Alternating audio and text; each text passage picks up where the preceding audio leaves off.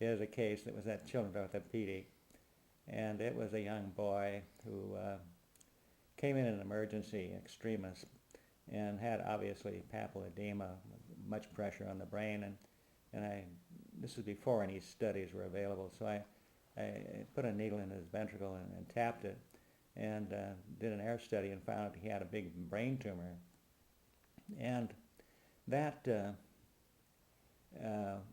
resulted immediately in doing a shunt procedure to relieve the pressure, ventriculoperitoneal shunt, which worked great, and he did well.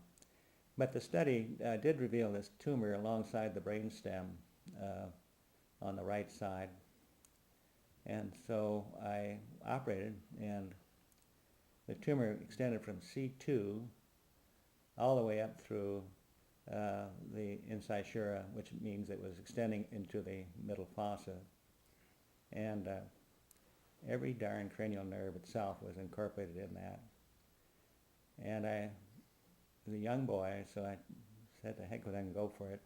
And I did, and I took the tumor out, but in the process sacrificed multiple cranial nerves, and that bothered me a lot.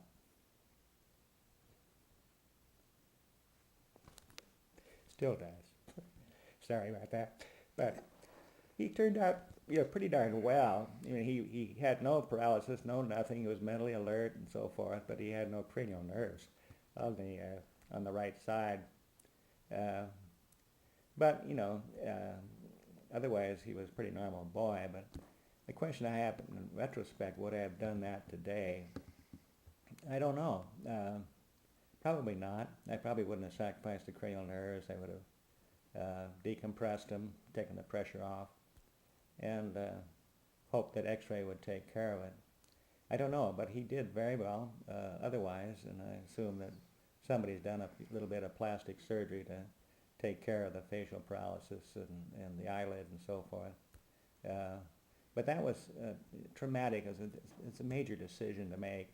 You make it on the spot, and you do what you think you're going to have a chance to succeed with, but you leave behind deficits that you would, they're pretty prominent.